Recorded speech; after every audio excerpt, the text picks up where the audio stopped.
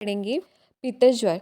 तो पित्त ज्वर के निदान पढ़ेंगे सबसे पहले हम। तो पित्त ज्वर में हमें पता ही है कि क्या होता है, उष्ण, अम्ल, लवण, क्षार, कटु, इन चीज़ों का हम भोजन करेंगे या फिर अन्य जो भी पित्तवर्धक निदान होते हैं उनका हम सेवन करेंगे तो क्या होता है, पित्त ज्वर होता है।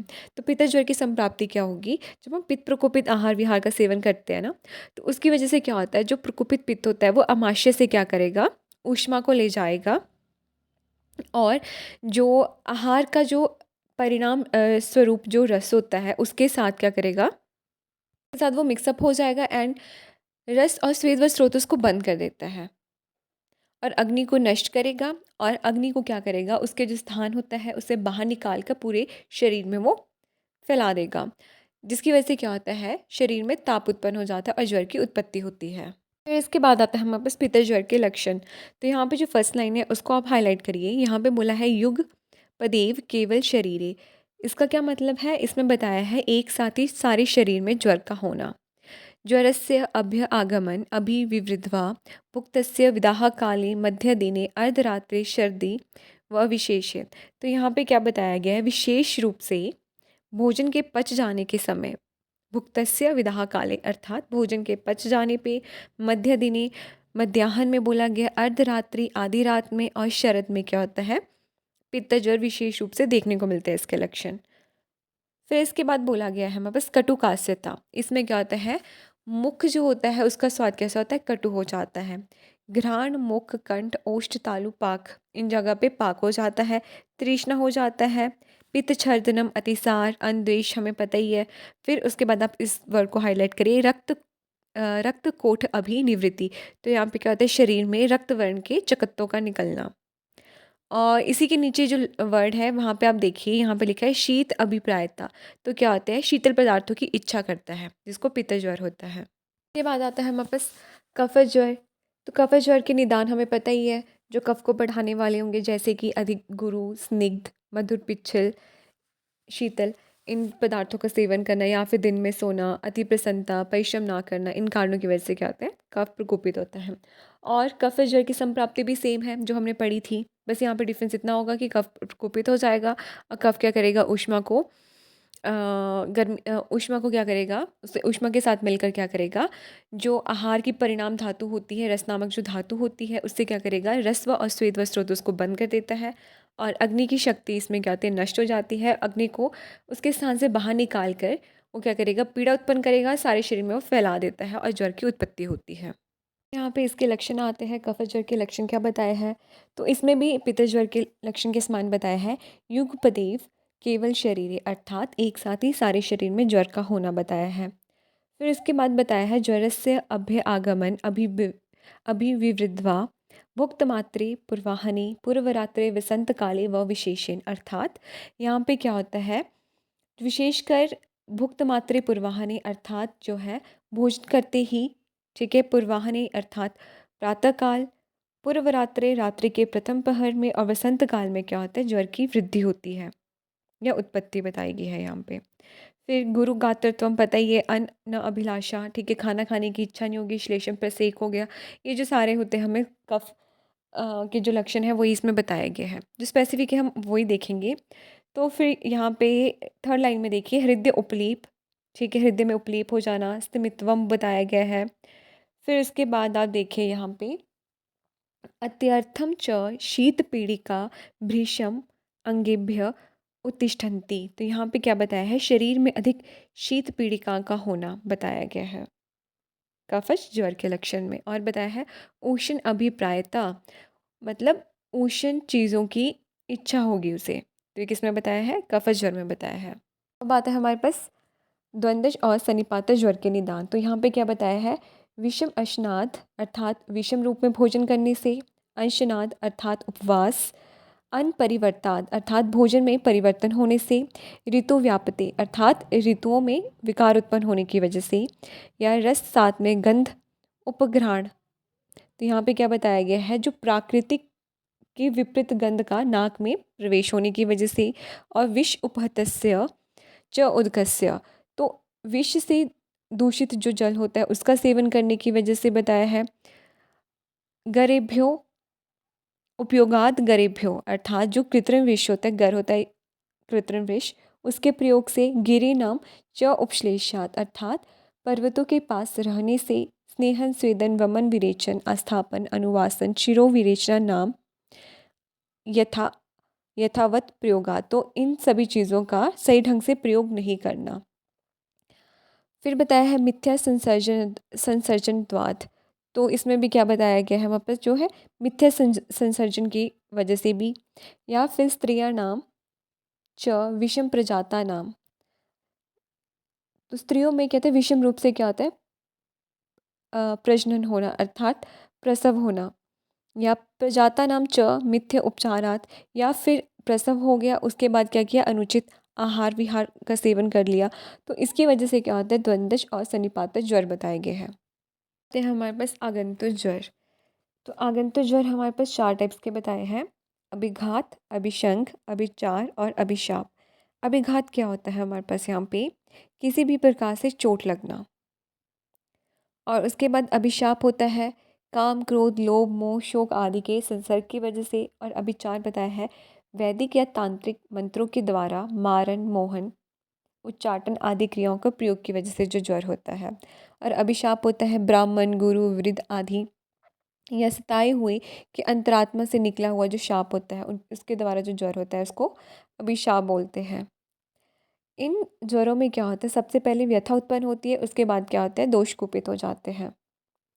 तो यहाँ पे बताया है हमारे पास श्लोक में देखिए सेकंड जो लाइन है, तत्र अभिघात जो वायुना दुष्ट शोणित अधिष्ठाने। तो यहाँ पे क्या बताया है अभिघात जो ज्वर होता है वहाँ पे क्या होता है रक्त की दुष्टि होती है और वायु कुपित होता है। और नेक्स्ट देखिए अभिशंगश पुनः वात पित्त आभ्याम। तो अभिशंग ज्वर किसकी वजह से बताया है वात और पित्त की वजह से बताया है। अभिचार अभिशाप जो तू सनिपाते अनुबंध्यते। तो यहाँ पे जो अभिचार और अभिशाप होते हैं वो सनिपात की वजह से बताया गया है। तो देखो क्या क्या हमने पढ़ लिया यहाँ पे 4 टाइप्स के आगंतुक ज्वर पढ़ लिए, जिसमें से जो अभिघात होता है वो रक्त और वात की वजह से बताया है। अभिशंक हमने पढ़ लिया वात और पित्त की वजह से। अभिचार और अभिशाप हमने पढ़े सनिपातश की वजह से। जो श्लोक है श्लोक नंबर 31, इसमें जो सेकेंड लाइन है इसको हाईलाइट करिए, कर्मा नाम साधारणेन च उपचारेते। तो यहाँ पे क्या बताया है जो आगंतुक ज्वर होती है उनकी हमने साधारण क्रम से चिकित्सा करनी है। फिर इसके बाद बताया है ज्वर का प्रकार भेद। बाद आता है हमारे पास नेक्स्ट श्लोक श्लोक नंबर 32। यहाँ पे बताया है ज्वर का प्रकार भेद। तो यहाँ पे देखिए यहाँ पे बोला है ज्वर जस्त्व एकम एव संताप लक्षण। तो संताप लक्षण वाला ज्वर तो एक ही प्रकार का होता है। तम मेव अभिप्राय विशेषाद द्विविधाम च क्षते। तो यहाँ पे क्या बताया है अभिप्राय भेद से 2 टाइप्स का बताया है, निच आगंतु विशेषाश्च। कौन कौन से होते हैं वो निच और आगंतुच। फिर उसके बाद बताया गया तत्र निच द्विविधम। जो निच होता है वो 2 टाइप्स के बताए गए हैं, कौन कौन से सौम्य और आग्नेय। त्रिविधम वातश पित्तश कफश चतुर्विध वात पित्त कफ और आगंतुज। और सप्तविध में क्या बताया गया है 3 दोष द्वंद्वज हो गए सनिपातज हो जाते हैं। तो इस प्रकार ये वात आदि दोष से भेद बताए गए हैं। आता है हमारे पास श्लोक नंबर 33। यहाँ पे बताया है ज्वर के सामान्य पूर्व रूप। तो देखिए यहाँ पे क्या बताया है मुख वैरस्य गुरु गात्रत्वम अन्न न अभिलाषः। तो यहाँ पे हमने जस्ट जो इम्पोर्टेंट है वही हमने हाईलाइट करने हैं, ठीक है। तो आप देखो चक्षुषो आकुलत्वम। तो यहाँ पे क्या बताया है नेत्रों में व्याकुलता होना, ये ज्वर का पूर्व रूप है। अश्व आगमन आंसू का निकलना, ये इन्होंने बताया है। निद्रा अधिक्यम, ये भी हमें पता है ज्वर का लक्षण होता है। फिर देखो आप विनाम अर्थात यहाँ पे क्या होता है विनाम का मतलब होता है अंगों का झुकना। फिर वेप्तो मीन्स कंपन। फिर दंत हर्षा शब्द शीत वात आतप सहत्वम असत्वम। तो यहाँ पे क्या बताया गया है शब्द शीत वात धूप इनको सहन ना करना बताया गया है। अब आप नेक्स्ट हाईलाइट करिए अल्प प्राणता, ये इम्पॉर्टेंट है। फिर इसके बाद बताइए दीर्घ सूत्रता। फिर उसके बाद आता है उचितस्य कर्मणो हानि अर्थात अपने प्रत्येक कार्यों को उल्टा करना, ये किसका पूर्व रूप बताया गया है हमारे पास? ज्वर का पूर्व रूप। फिर उसके बाद होता है प्रतिपदा स्वकारेषु। आता है हमारे पास गुरु नाम वाकेश्व अभ्युसा, अर्थात अपने से श्रेष्ठ व्यक्तियों के उचित वाक्यों में दोष देखना या ना मानना। फिर बताया है बालेभ्य प्रद्वेष, बालकों से द्वेष करना। स्वधर्मेश्वर चिंता, अपने जो धार्मिक कार्यों के विषयों में ना सोचना। मालाय अनुलेप्य भोजन परिक्लेशनम, तो यहाँ पे क्या बताया गया है? जो मालाओं का धारण, चंदन और उत्तम भोजन का क्लेशदायक होना बताया है। अर्थात जो माला अनुलेप या भोजन होता है उससे उनको क्लेश हो जाता है, अच्छी नहीं लगती है। मधुर एभ्य भक्ष्य एभ्य प्रद्वेश, तो यहाँ पे बताया है जो स्वादु भोजन से इनको क्या होता है? द्वेष हो जाता है। और अमल लवण कटु प्रियता जो खट्टी नमकीन और कटु वस्तु होती है उनको प्रिय लगती है। बाद बताया गया है हमारे पास नेक्स्ट श्लोक में, श्लोक नंबर 35। यहाँ पे बताया है ज्वर की महत्ता। तो यहाँ पे देखिए, इस श्लोक को हाईलाइट करिए। ज्वरस्तु खलु महेश्वर कोप प्रभव, ये क्या होता है? महेश्वर के कोप से उत्पन्न हुआ होता है। सर्व प्राण भृताम प्राण हरो, तो ये सभी प्राणियों के प्राणों का नाश करने वाला बोला गया है। देह इंद्रिय संताप करह, तो देह इंद्रिय और मन में संताप उत्पन्न करने वाला बताया गया है। प्रज्ञा बल वर्ण हर्ष उत्साह ह्रास कर, तो ये क्या करता है? बल बुद्धि वर्ण हर्ष और उत्साह को कम करने वाला बोला गया है। श्रम क्लम मोह आहार अपरोध संजनन, तो यहाँ पे क्या बताया गया? श्रम क्लम मोह को उत्पन्न करने वाला और भोजन में अरुचि उत्पन्न करने वाला बताया गया है। फिर उसके बाद इसको हाईलाइट करिए। न अन्य व्याध्य स तथा दारुण, अन्य व्याधियाँ इससे ज़्यादा दारुण नहीं होती जितना कि ज्वर दारुण होता है। बहु उपद्रवा दुष्चिकित्स्य, तो ये क्या बताया गया? बड़ी ज़्यादा कॉम्प्लिकेशंस होती है इसमें और दुष्चिकित्स्य बताया गया है, अर्थात चिकित्सा करने में कठिन होता है। फिर बोला गया इसको सर्व रोग अधिपति। फिर आता है नाना तिर्यक योनिषु च बहुविधे शब्दे अभिधीयते, तो यहाँ पे बताया गया है अनेक प्रकार की जो तिर्यक योनियाँ होती है जैसे कि पशु पक्षी, उनमें भी ये होता है और अलग अलग नाम से ये जाना जाता है। फिर इसके बाद नेक्स्ट लाइन आप हाईलाइट करिए। सर्वे प्राणभृता सज्वरा एव जायन्ते सज्वरा एव म्रियते, तो ये क्या बताया गया है? सभी प्राणियों के साथ ही ये उत्पन्न होता है और मृत्यु के समय भी ये प्राप्त होता है ज्वर। उसके बाद होता है स महामोह, इसको महामोह बोला जाता है। तेन अभिभूता प्राग देहिकम देहिनः कर्म किंचिदपि न स्मरन्ति, इसी महामोह से युक्त होने की वजह से क्या होता है? जो प्राणी होते हैं उसे उन्हें अपने पूर्व जन्म के किए हुए कार्यों को स्मरण नहीं कर पाते हैं। कुछ भी उनको अपने जो पूर्व जन्म में किए हुए जो भी कार्य होते हैं उनको स्मरण नहीं रहते हैं। सर्व प्राण भृताम च ज्वरा एवंते प्राणा दते, तो इसमें क्या बताया गया है? जो सभी जीवधारियों का प्राण मृत्यु के समय में ज्वर के होने पर ही हो जाता है। अब विमर्श देखिए, यहाँ पे थर्ड लाइन पे देखो, मानसिक ताप का भी लक्षण चरक में बताया है। तो यहाँ पे क्या बताया गया है? मन के संताप से होने वाले जो लक्षण होते हैं चरक ने बताया है। व्यचित्य अरति ग्लानि मन संताप लक्षण, अर्थात चित्त का ना लगना, अरति मीन्स बेचैनी, ग्लानि, ये सारे क्या होते हैं? मन में संताप होने के लक्षण बताए हैं। फिर आप सेकंड जो पैराग्राफ दिया है विमर्श का, वहाँ पे देखिए, यहाँ पे बताया है भिन्न भिन्न जीवधारी एवं अजीवधारी को भी ज्वर होता है, यह बात पालकाप्य संहिता में बताई है। तो पालकाप्य संहिता में क्या बताया गया है? पशुओं के ज्वरों का वर्णन मिलता है। तो यहाँ पे अब श्लोक जो लाइन है, फोर्थ जो लाइन है यहाँ पे विमर्श की ही, यहाँ पे इसको देखिए।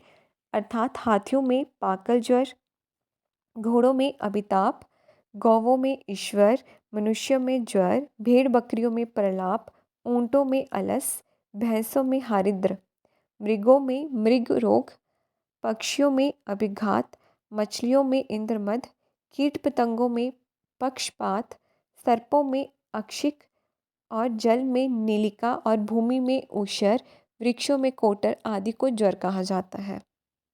ये आपको पता होनी चाहिए कि अगर हाथी में होगा तो कौन सा ज्वर होगा, घोड़ों में होगा, मछलियों में होगा, तो किस किस नाम से बोला जाता है, तो आपको पता होनी चाहिए चीज़। उसके बाद आता है हमारे पास श्लोक नंबर 36। यहाँ पे देखिए इसका चिकित्सा सूत्र बताया है। तत्र पूर्व रूप दर्शने ज्वर आद्यो यह हितम लघ्व अशन अपतर्पण। तो अगर ज्वर में इसका पूर्व रूप हमें स्टार्टिंग में दिख रहा है, तो पूर्व रूप में हमने क्या करना है, हल्का भोजन करना है और साथ में उपवास करना है। ज्वरस्य अमाशय समुत्वात। तो यहाँ पे जो बताया है, जो ज्वर होता है वो क्योंकि अमाशय से उत्पन्न व्याधि बताई गई है। तत्त कषाय पान अभ्यंग स्नेह। उसके बाद हमने कषाय का पान करना है, अभ्यंग बोला है, स्नेह श्वेत प्रदेय परिषेक अनुलेप वमन विरेचन अस्थापन अनुवासन उपशमन औषधियों का प्रयोग। कर्म कौन कौन से करने हैं, धूप धूमपान अंजन क्षीर और यथायुक्त हमने क्या करना है, भोजन का प्रयोग करना है। फिर उसके बाद आता है हमारे पास नेक्स्ट श्लोक 37। यहाँ पे बताया है जीर्ण ज्वर में घृत का महत्व।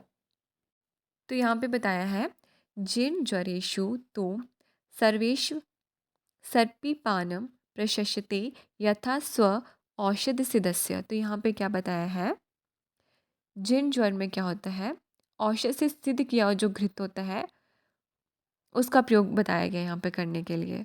फिर उसके बाद बताया गया, वो प्रशस्त बताया है जीर्ण ज्वर में सर्पी का पान अर्थात घृत का पान। फिर बताया है सर्पी ही स्नेहवात शम्यति। जो घृत में जो स्नेह गुण होता है उसकी वजह से क्या करता है, वो वात का शमन करता है। संस्कारात कफम। तो संस्कार गुण की वजह से वो कफ को शांत करता है। और शैत्यात पित्त ऊष्माणम च। तो यहाँ पे बताया है शैत्य गुण की वजह से क्या करता है, पित्त और ऊष्मा को शांत करता है। तस्मात् जिन ज्वरेषु सर्वेष्व सर्पिहित उदकम मिव अग्नि प्लुष्टेषु द्रवे इष्टति। तो यहाँ पे क्या बताया गया है, जैसे कि अग्नि से जलते हुए जो द्रव्य होते हैं, अगर उस पर हम क्या करेंगे, जल छिड़क देंगे, ठीक है, कोई द्रव्य है अग्नि से जल रहा है तो उसमें अगर हमने जल छिड़क दिया तो वो क्या होता है, उस पर लाभ हो जाता है, वो शांत हो जाते हैं। तो उसी प्रकार जिन ज्वर में क्या होता है, घृत लाभकारी बताया है। अगर हम चिकित्सा स्थान देखेंगे चरक का, तो वहाँ पे दुग का पान जो है प्रशस्त बताया है और निदान में घृत पान बोला गया है। ठीक है, आपको ये चीज़ पता होनी चाहिए। फिर उसके बाद आता है हमारे पास नेक्स्ट, तो जो 40 श्लोक है इसको आप हाईलाइट करिए। यहाँ पे बोला है न अन्य स्नेह स तथा किंचित संस्कार अनुवर्तते यथा सर्पी सर्पीरतः सर्पी सर्वस्नेह उत्तम मतम। तो यहाँ पे बताया है कोई भी, जैसे कि जो घृत होता है वो संस्कार का अनुवर्तन करता है, वैसे ही कोई बाकी अदर जो स्नेह है, ठीक है, वो संस्कार का अनुवर्तन नहीं करते हैं। तो इसलिए क्या होता है, सभी स्नेहों में घृत को उत्तम बताया गया है, क्योंकि जो घृत होता है वो संस्कार का अनुवर्तन करता है।